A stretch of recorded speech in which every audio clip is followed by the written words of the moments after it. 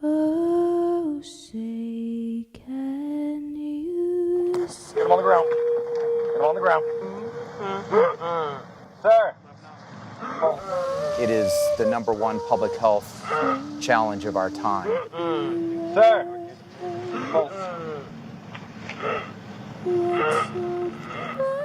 It's not a poor people thing anymore. It's not a inner city ghetto drug anymore. It's everywhere. It's hard to even recognize some of these people, and they've lost a lot of their humanity down here.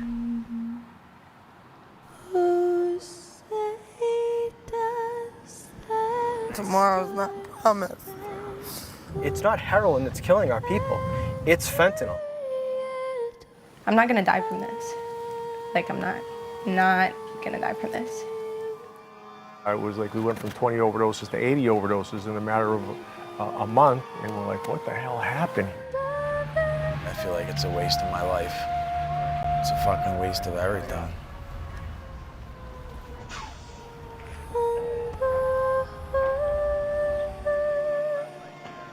I would say that fentanyl is a horseman of the apocalypse, and it's the one named death.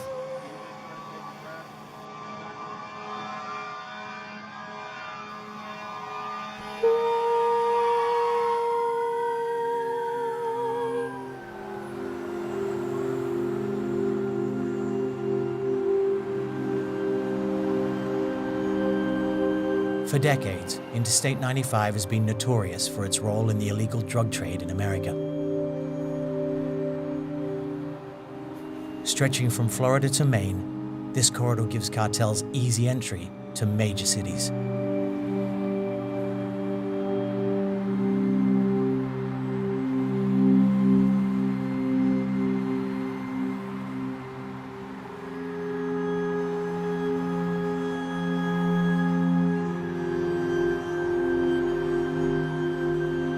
We first met Anna 2 years ago.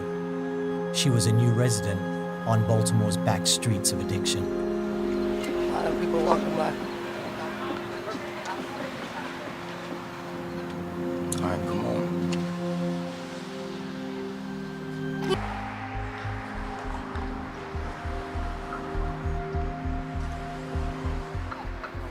Anna was recently released from jail after serving 2 weeks for prostitution, which means 2 weeks of no heroin. What time is it? And since then, she claims to have only taken pills. What time is it? Is there something in it? Barely. You want it, I'll go grab it. The last 2 years, I guess nothing's changed, but everything's changed. I know that sounds really weird, but I'm still down here. I'm still jumping from house to house. I'm still with the same guy.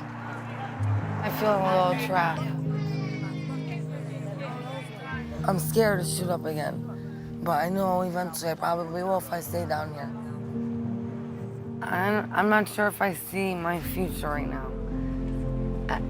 I mean, really, when I think about it, I don't know what I'm gonna do in 3 years. I don't know what I'm gonna do tomorrow. I don't know what I'm gonna do in an hour.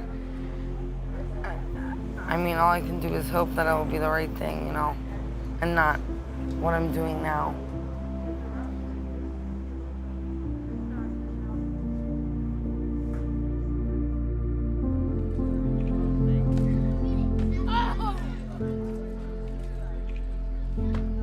This is Gang Run West Baltimore, the epicenter of Baltimore's opioid epidemic.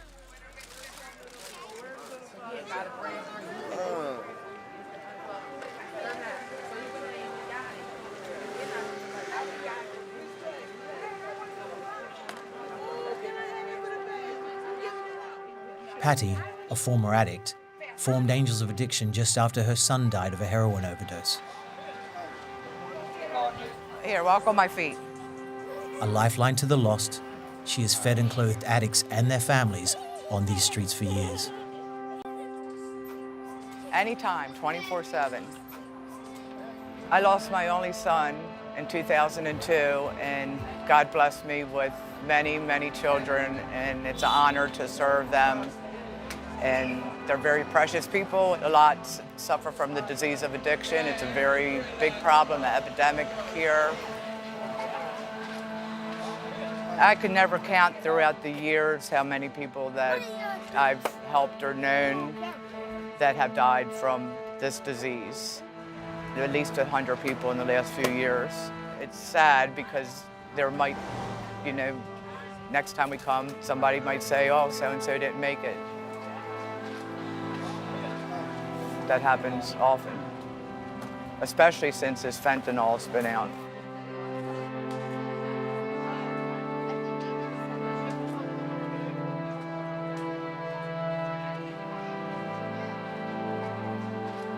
Fentanyl is very dangerous because it's stronger than the heroin, and people are overdosing on it, and it's, you know, really scary and very alarming, and we're losing a lot of people.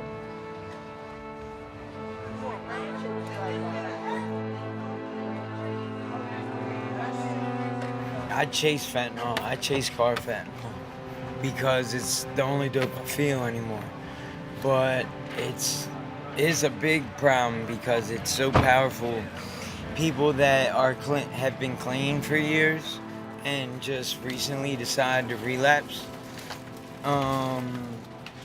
they end up ODing, you know, off of a half or a quarter pill. So what it is, it's not heroin. I used to get high. I don't get high no more. I'm just addicted to the cut, fentanyl. They stick it in capsules and then you stick it in your arm and not knowing what you're getting. And it could be a little bit of nothing or a whole lot of too much. And I've had friends drop several, more than several, handfuls that got a little bit too much. Every day coming down here, seeing my friends, I would hear about one of them overdosing or dying. It's very dangerous and it's killing a lot of people. The sickness of addiction is when you hear people are overdosing and dying. The addict wants to know where's that stuff because they want the stronger, longer lasting stuff. But they don't realize that that's that next hit that may be the last.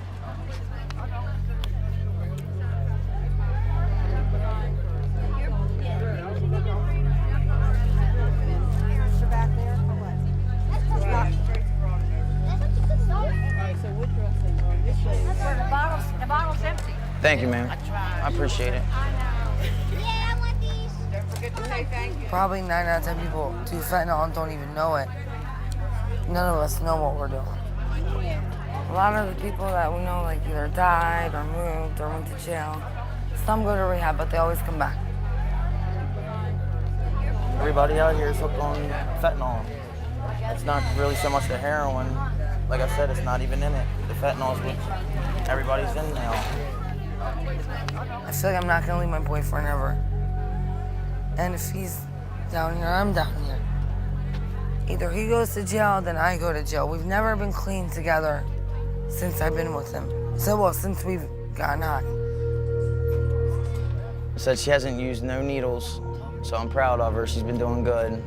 But she always threatens me, so that's her threat, and that's break my heart. I told her it'd break my heart.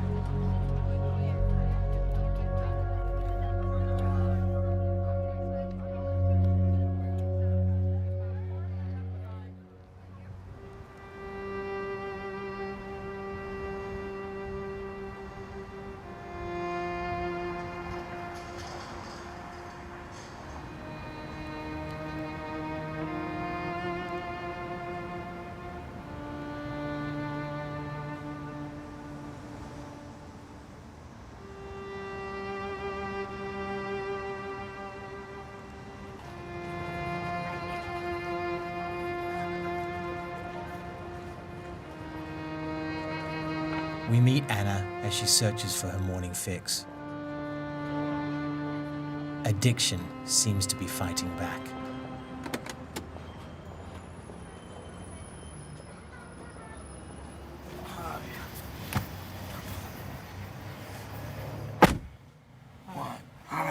Yes, I'm fine. You don't have to ask. I said, I'm fine.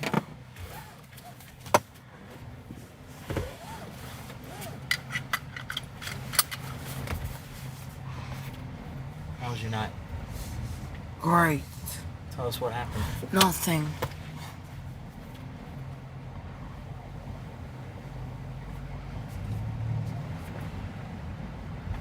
Last thing I feel like doing is fucking talking right now. Yeah, I'm still here.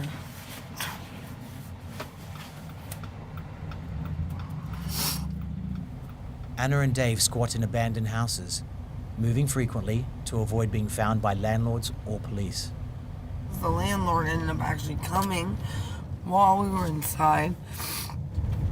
So I had to hurry up and go hide in one of the rooms and then escape out the house when he wasn't looking. So I, again, got interrupted out of my sleep. What did you spend your money on? I got a pill. He got a pill. And then we each bought a crack after we got everything else. Like, that we needed. Like gas and stuff. What were the pills? I mean, they're dope. What else? Then you said you had to go get some more money. How'd you do that? Go get a date. Anna prostitutes herself for the money needed to buy drugs for herself and her boyfriend Dave. Never ends. You know? I wasn't even planning on going outside. It's just I don't like to wake up and not have any money. So because of that, it took me forever to get a date. What time of day were you out trying to get a date? It was night time. What time of night? So like 5 in the morning. But I didn't go to like 1 in the morning. I can't remember what time it was. But I usually go in and out. I don't just... What I mean is I usually go outside, 20 minutes later I'll get a date. Then I hurry, get the money, either rob them or just do the stupid date and come back home. And then I go back out if we need more money. Or it depends. Sometimes they meet people that want to do drugs and we hang out. Most people when they're 23 have a goal in life, have wishes, have desires. Do you have any? No.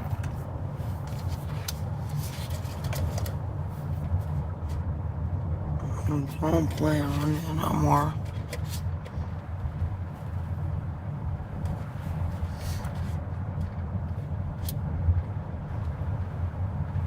Why not?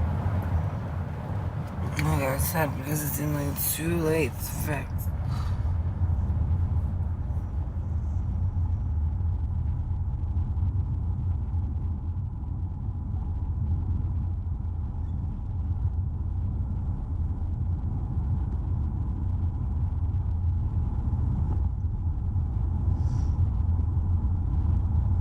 Anna still claims that she has not injected heroin since her release from jail.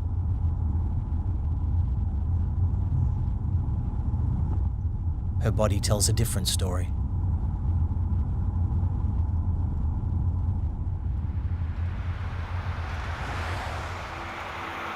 She heads off in search for a place to stay for the night.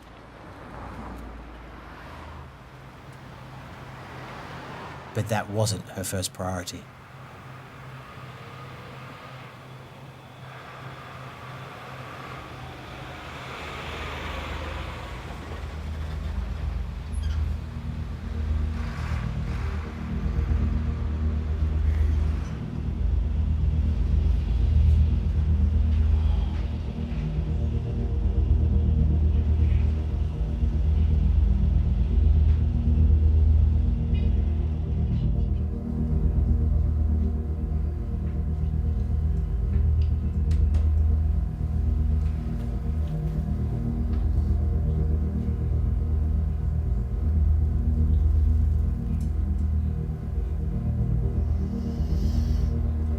I was just sniffing it just to try it, make sure It doesn't kill how us. it is.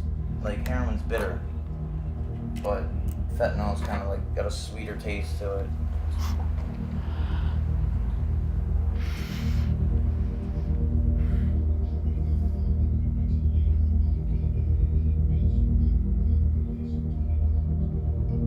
Anna is back in the full grip of her addiction. We don't know how to live any other way no more. Am I wrong? Like, we don't know what else to do you understand? Like, when people break their arm and legs, they need rehab to walk. Like, we need rehab to learn how to live all over again.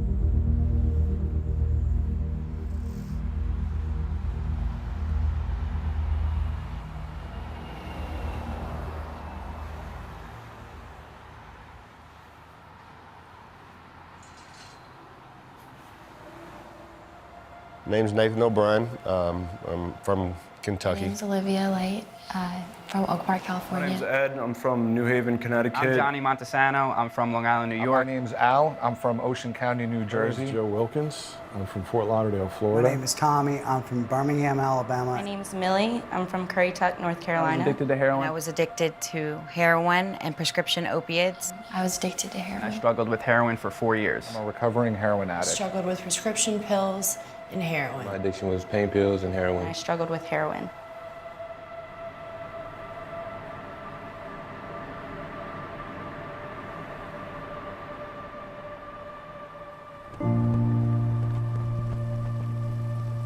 Over the course of the last 2 years, I wouldn't say that it got better. I would say that it's gotten worse. We see more and more patients coming in that have experienced multiple overdoses prior to coming in. I really don't see an end in it. I don't see it getting better at all. Jody has dealt with the opioid crisis since she was a child. Her mother is a lifelong addict, and she now runs an addiction recovery center in Florida. This addiction changed me from being a talented, ambitious young kid into basically a degenerate, just a shadow. It took my family, my friends, my freedom. It took everything. My addiction took my self-worth, my dignity, my self-respect. My health, my friends and family, my education, money. I didn't want anything to do with me. I couldn't get a job. I couldn't keep a job. Most of my family members consider me dead. I'm thankful that we have a place where patients can come seek help in a safe environment to start working on the reasons why they turn to drugs.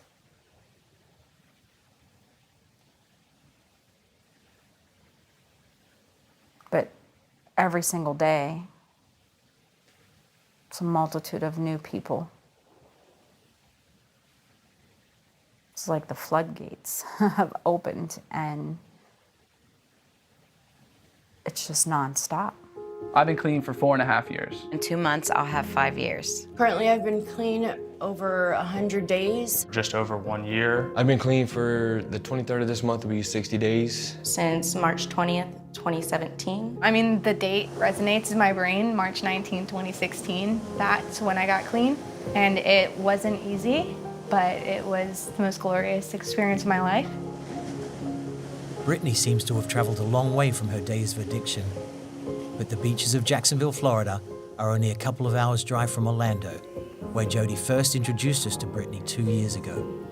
When Brittany admitted to the recovery village, she absolutely was ready for treatment and admitted to the fact that she had a addiction problem. She had OD'd several times, very, very close. This table and nodding off, as they call it, nodding and falling asleep and then pretty much drooling, and it was horrible. It was really devastating to see that.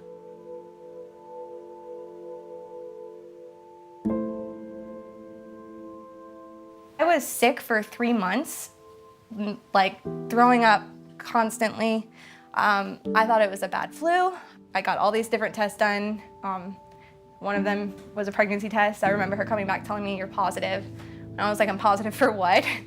And she told me I was pregnant, and I immediately started bawling. Brittany had a baby girl, beautiful, sweet baby girl. Say cheese, baby girl, say cheese. And about a month after that, sadly, Brittany relapsed again. And this was very devastating. Yeah, my mom,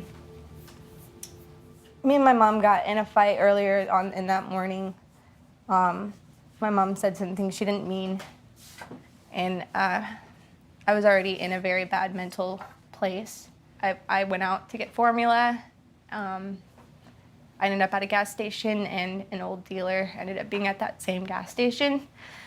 I ended up purchasing a bag, but I came home and we had a nice dinner. Held my baby, I sat right here. We had been sitting here at the table, chit-chatting, and the baby was snoozing. Brittany had asked me to, that she wanted to go to the bathroom. So the baby started waking up, and I held the baby, and then Brittany was in the bathroom. I remember sitting on the toilet and talking to my mom from the living room. And I snorted the whole bag. My mom's in the other room with my child, and I just kind of nodded off, and I felt okay for a little bit. And my mom's voice got distant, and then everything went black. And I have the baby in my arms. I go into the bathroom, and she is passed out, gurgling, and drooling from the mouth, leaning against the wall, sitting on the toilet. It was devastating. It was scary. I had to get her to wake up. And I ran into the living room. The baby was sleeping again, put her down in her little bed, and ran back into the bathroom, shaking and screaming at Brittany and smacking her on her face, trying to get her to come out of it. And she finally came out of it. I'm at the same time trying to call 911. And I came out of it to my mom holding my baby in her arms, on the phone with paramedics, trying to bring me to. I just felt nothing but anger, frustration again. And I was so angry at her. So angry and so hurt and so confused how she could do that. I did not know what happened, but once I started putting things together, I was just kind of in disbelief at myself. So, yeah. Wasn't thinking about my daughter. I didn't care about my mom or how she felt. I just felt so depressed and not good enough. Like, I just felt like my daughter didn't deserve me. She deserved better. It felt like my mother could raise her. I mean, it's just, but yeah. You just don't think that they're going to do this again, especially now, especially with a baby, especially knowing that you have that beautiful little baby. How could you do this? This drug pulls them in like none other. It steals their dreams. It steals their lives. It's almost stole my grandbaby's mother from us again.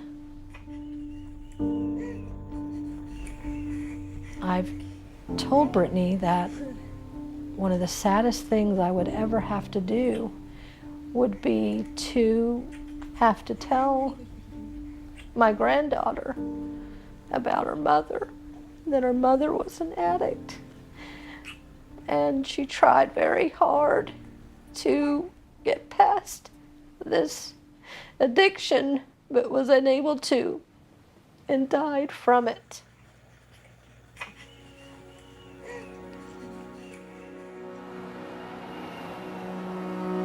In 2017, we had just under 72,000 Americans die of drug overdoses. Jay, look at me. That's a phenomenal number. It's almost hard to imagine. You taking drugs or anything? I have no idea. It is the #1 public health challenge of our time.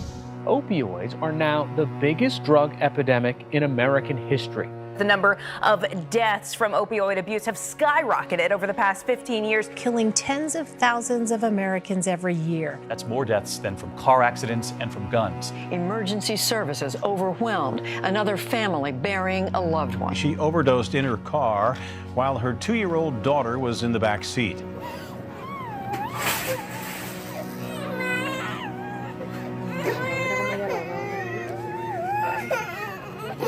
In certain age groups between 25 and 34 in the United States, 20% of all deaths are due to opioid overdoses. Of that 72,000, the majority are opioids, and the majority of the opioids are the synthetic products such as fentanyl. Fentanyl is taking the opioid epidemic to a new level of urgency. Fentanyl, a drug more powerful than heroin. It's 50 to 100 times more potent than morphine. Fentanyl, so potent you could die with the syringe still in your arm. It's so potent, so incredibly potent that it only takes a few milligrams to cause a death. And now we see fentanyl lacing not only the heroin supply, but we see it in cocaine and methamphetamine and all sorts of drugs because it's dirt cheap. If heroin's the devil, to continue with the biblical analogy, I would say that fentanyl is a horseman of the apocalypse, and it's the one named death, because it just brings death.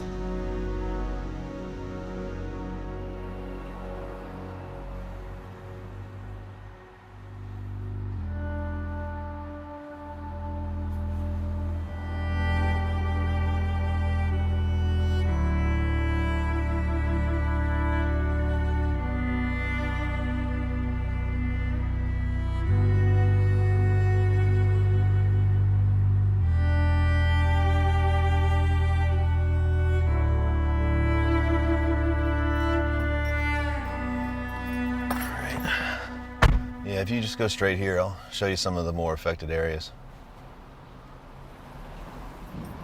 Kensington is Philadelphia's ground zero for opioids, and it has just been declared a disaster zone. Dan's family has also battled with addiction. He now fights on behalf of those still struggling. I mean, this becomes what the neighborhood is. I mean, you see, most people around here you're going to see are high. You know, so the neighborhood is almost entirely consistent of people who are abusing.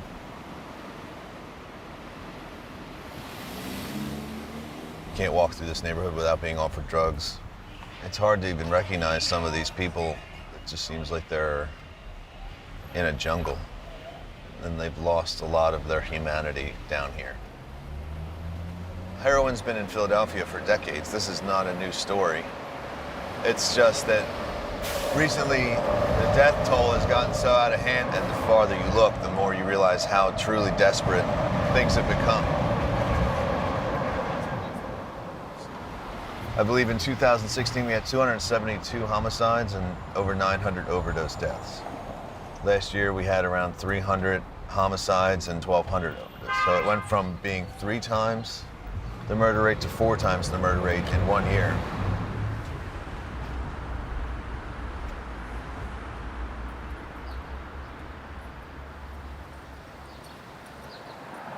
If you look at the charts of what opioids are killing people or what drugs are killing people, in recent years, fentanyl has just taken off literally just like a rocket. But now, because of how deep some of these people are in the throes of addiction and how high their tolerance is, fentanyl has become introduced slowly into the mix so that people can get high again. Because what some people don't realize is that a lot of these people who are using drugs on a regular basis aren't necessarily using it to get high. They're using it to maintain their addiction, to make their headache go away, to sort of regulate.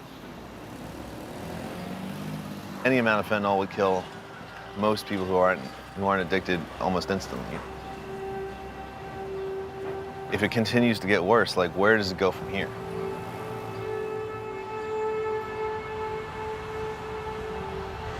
I am a heroin user. I've been using heroin for about 20 years. Alex is just one of the 70,000 active heroin users currently living in Philadelphia. This ain't no life for nobody. I mean, this is like the bottom of the barrel right here. This ain't for nobody. I don't wish this on my worst enemy. I generally have to score about 6 times a day to keep myself well, just to be able to function, really. That's all it comes down to, is just to be able to function.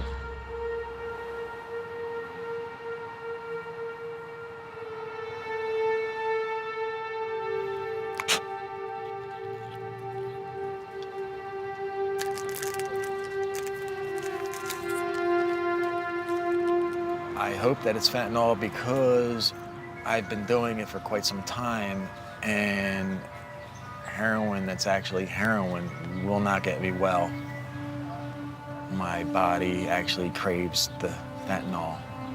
It's a different high, it's a different feeling, and I'm not really sure what the difference is between the heroin and the fentanyl. I don't know.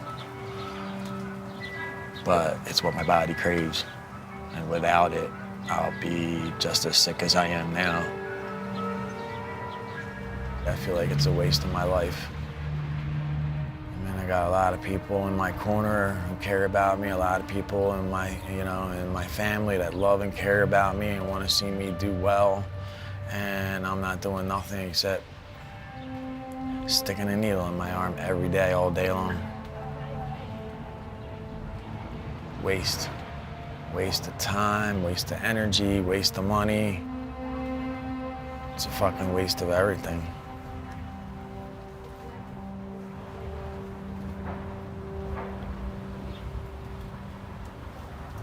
It's the waste.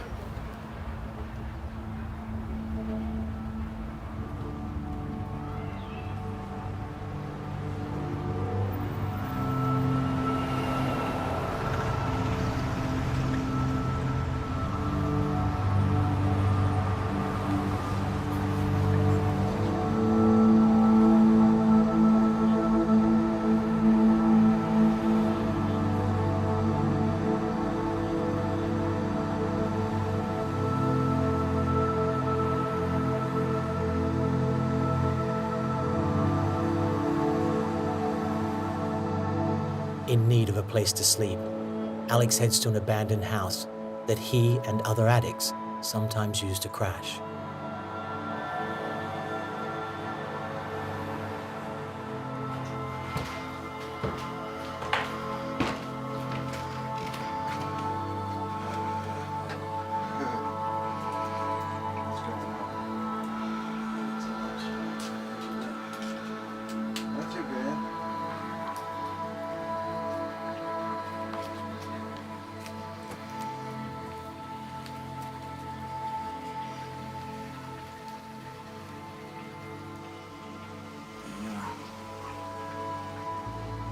It makes me do things that I normally wouldn't do.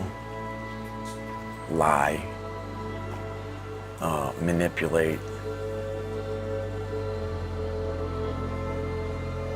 I've never been like the person to lie and tell stories and to, try and get over.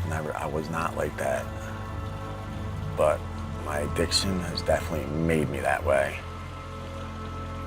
Makes me feel alone. It makes me feel vulnerable. Makes me feel scared. It makes me feel unsure of what my purpose here is.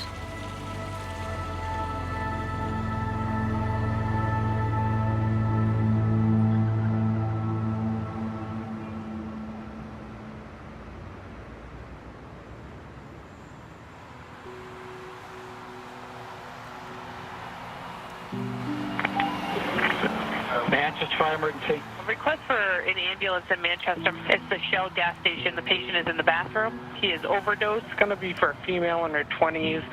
My caller states she went in to clean, found her overdosing in the bathtub. She is not conscious. The caller states that she is overdosed. The patient's going to be just outside the church on the side. Where are the people located? They're in the middle of the street. 2 people are overdosing. For a male in his 50s, found not conscious, not breathing. There's a needle next to him. 35-year-old male. He is not conscious, not breathing, overdose. I don't know what to do. Stop talking for a moment. I don't know what's happening to this generation. You know, I look out my window, you know, I'm looking at ground zero for the United States for fentanyl, you know, and fentanyl deaths. It's like, what the heck am I seeing? Truck 1 ALS 3 Delta response outside of 340 Hanover Street for a man down, possible overdose.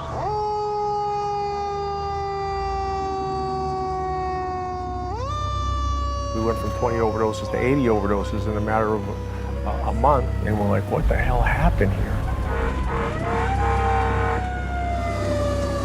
Well, one on scene. Why did it hit us? Because of synthetic heroin. It was fentanyl. We don't have a heroin problem, we have a fentanyl problem. And we really realized that back in 2015 when we got hit so hard. But we've been chasing it ever since, trying to get ahead of this, and it's really tough to get ahead of something like this. Shut off my painting. Yep. Okay. I talk to these guys all the time. I'm down here. I'm pretty invested in my personnel, and I worry about what they do. I go to a lot of the calls that they go on because I just want to see how they're, you know, handling things and make sure that, you know, I know there's going to be some compassion fatigue. It's really difficult to see this. I mean, when I grew up in the fire service, we never saw this much, you know, death. He's not unconscious, but you don't really know, when he used, you know, what's going to happen. They don't want to hit him with Narcan right away because if they do, he's going to be sick. Right now, they want to get him out as slowly as possible. So what they're going to probably do is we'll get him in the back of the ambulance, get him to the hospital, and monitor him, and probably give him some Narcan via IV. So. All right, Dalen, probably should go to the hospital, get you checked out there. I don't think I need to move off. Yeah, you're not. If we leave you, you drop again, and nobody finds you, that's how people die. Yeah. We're not going to play that game, okay? All right, give me your hand there. We'll take you. We're going to walk you back here. There.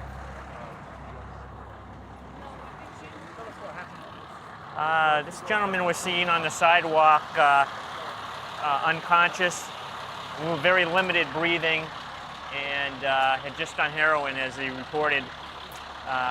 He was actually one of the honest ones, where he had admitted to doing it. Sometimes they come up and they don't admit to doing the heroin and or fentanyl, and this time he did, and we know we got to take him to the hospital to have him checked out and have him not lay down somewhere else where no one can find him and pass him away. You go on calls like that in this neighborhood, and it's the aftermath of you ask him where the needle is. I threw it in the street. Okay, well now, where is it? Who plays with it? Is it an adult that picks it up and throws it away? Or is it a child that plays with it? Then it turns into, he said he did half fentanyl, half heroin mixed in a bag. So the little baggie that he has, where's that? He probably threw it on the ground. A kid plays with that, sees it, is it candy, whatever. It's that whole, from my personal standpoint, it's frustrating because you see it all the time, every single day.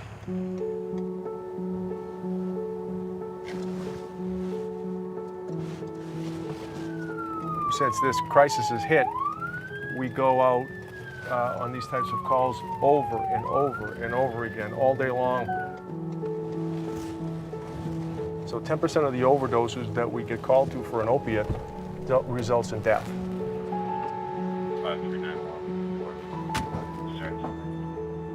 So how'd you make it over here? You just walked over? Yeah. Have you ever overdosed before? Hey, Doug, can you get up? Okay.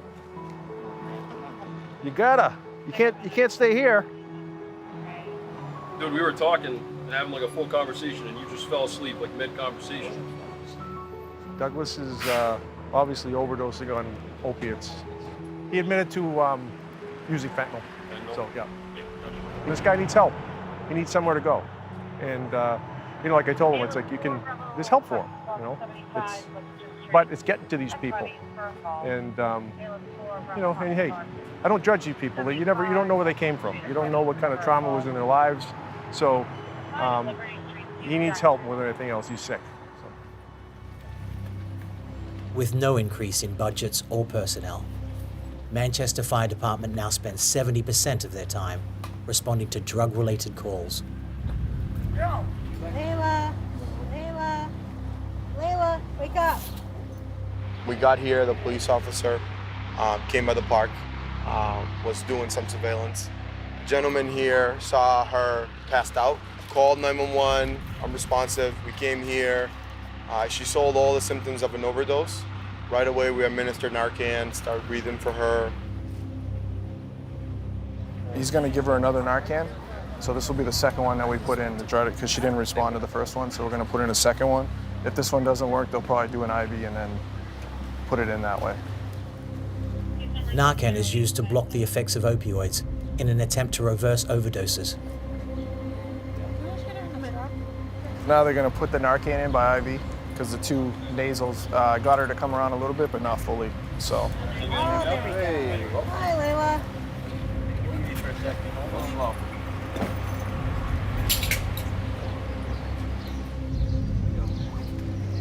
Careful, Layla. It's just unfortunate, you know, daytime at a park, you think you're going for a walk in the park, you know, next thing is an overdose. So.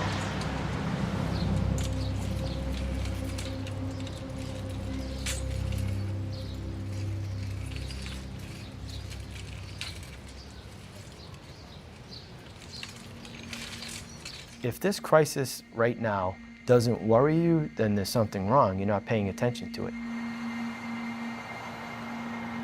Every day, people are out on the highway, driving down that I-95 corridor to the source city or source cities where these organizations have these drugs readily available.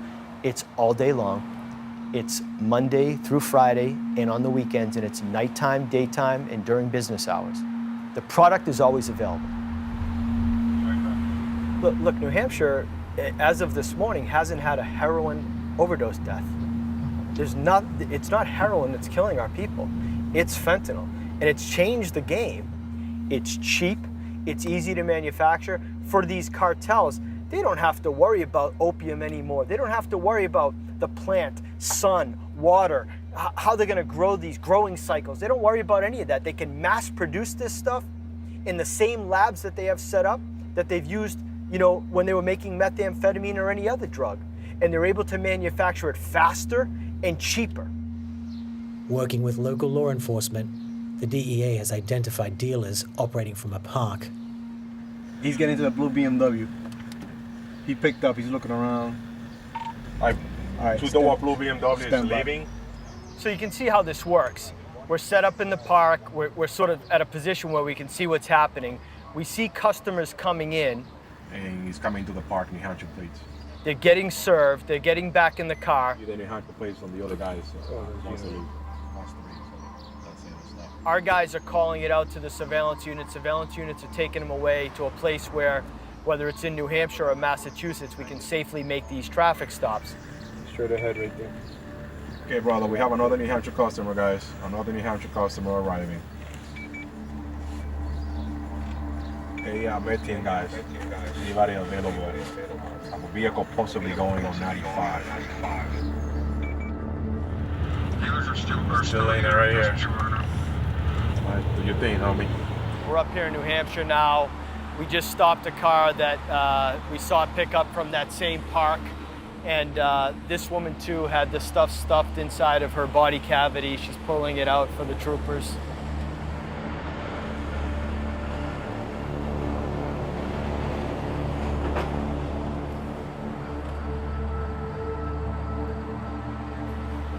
Here's the evidence here that they just removed from this female here on this traffic stop. Again, fentanyl driving up into New Hampshire to pollute our communities. The cartels will never change what they're doing. They have found an avenue now with fentanyl where they can make so much money. The other thing is we're seeing, and this really frightens me, is the dealers are now mixing fentanyl with everything. We're seeing an increase of fentanyl mixed with cocaine, fentanyl mixed with methamphetamine. And if you think about it, it doesn't even make sense because really they do opposite things in the body and in the brain. But to the dealer, they almost look at this fentanyl now as a magic dust that's just a moneymaker. They think if I just put a little bit of this in there, I'll be able to spread that product further and make more money. So they're trying to figure out how to get that recipe to the right point where they can still addict everybody, but have them come back as much as they can. And that's really what's happened here. They've killed more people than war has.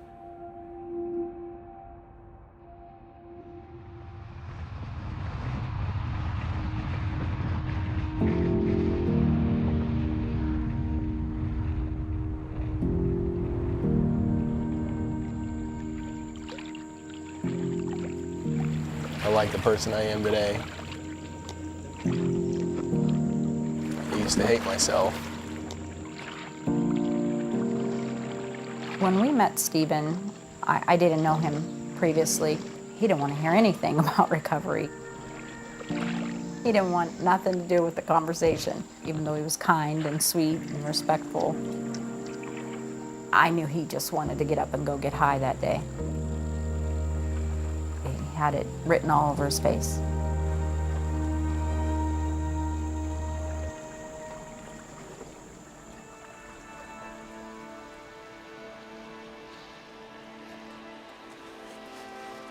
I've seen it.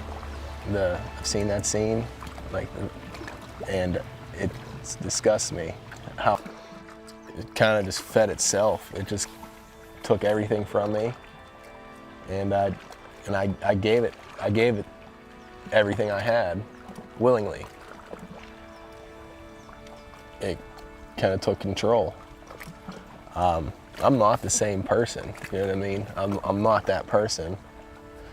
I believe drugs, heroin especially, completely changes who you are. It'll make you do things that you never thought you'd do. Make you into somebody that you're not, you know? Steve had hit rock bottom and just accepted an offer from Jody to leave Pennsylvania for the first time in his life and fly to Florida for treatment. Good? Experience. Okay. Feeling okay? Yeah, all right. Steve and I have kept in touch here and there throughout the course of the last 2 years. I know that he's still clean and sober. I know that he's living in Kentucky. You know, I haven't spoken to him on the phone. We just text every couple of months. Oh my God. Hi. Oh, how'd I know he had some tricks up his sleeve? Hello. Oh, hi, how are you doing? I'm good. How are you? I'm good. Oh my God, look how healthy you look, boy. You look amazing. Yeah? Uh-huh. I'm glad to see you. I'm glad to see you. Oh, that's awesome. That's such a surprise. Come check out the house. All right, sounds great.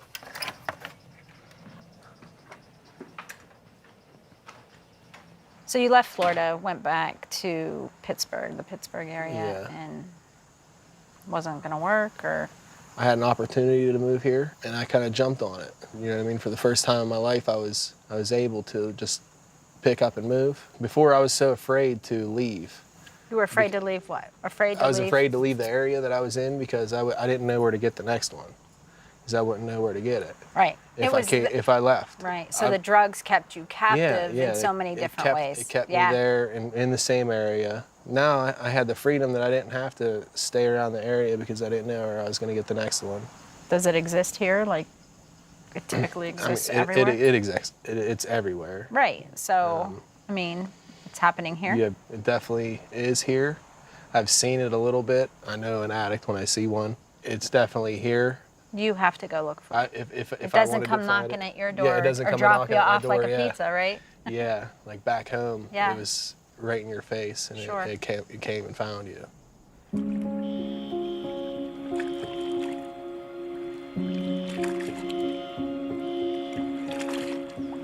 like it here.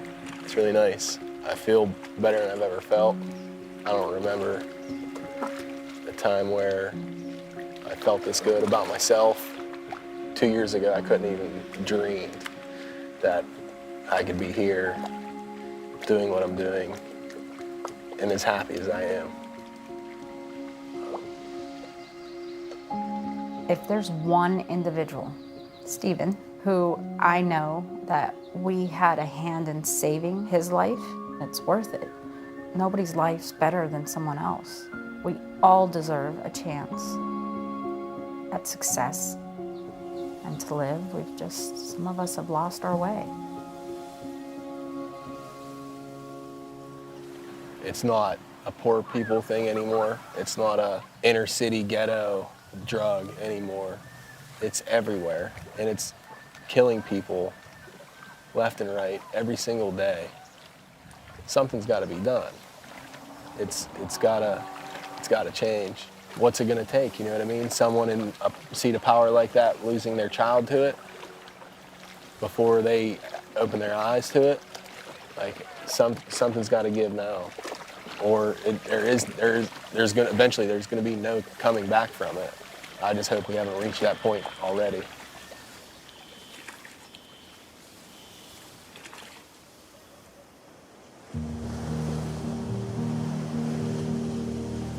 My story doesn't end here.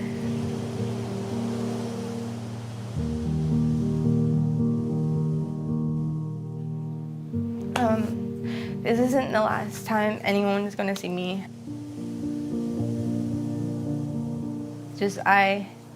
I'm not going to die from this. Like, I'm not going to die from this.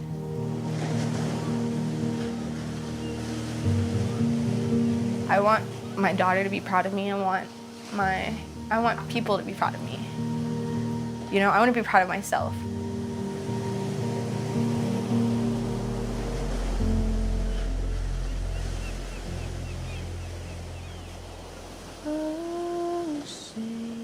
If I was your mother right now, what would you want to say to me? I would tell her I'm sorry.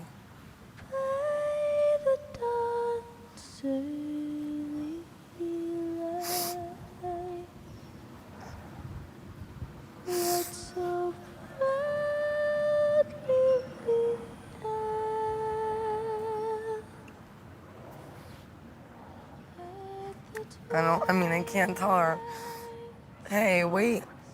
A couple more years, I'll get better. I can't tell her that. I don't know. That's what sucks about this. Tomorrow's not promised.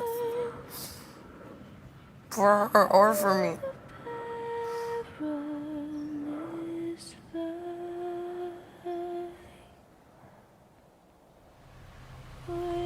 My greatest hope is that I can beat the addiction. I can just go back to being Alex. That I could be a good son, a good brother, a good father. That's like my greatest hope. That I can beat this, walk away from it, and just not look back. We lost contact with Alex, so went back to search for him. But he was nowhere to be found.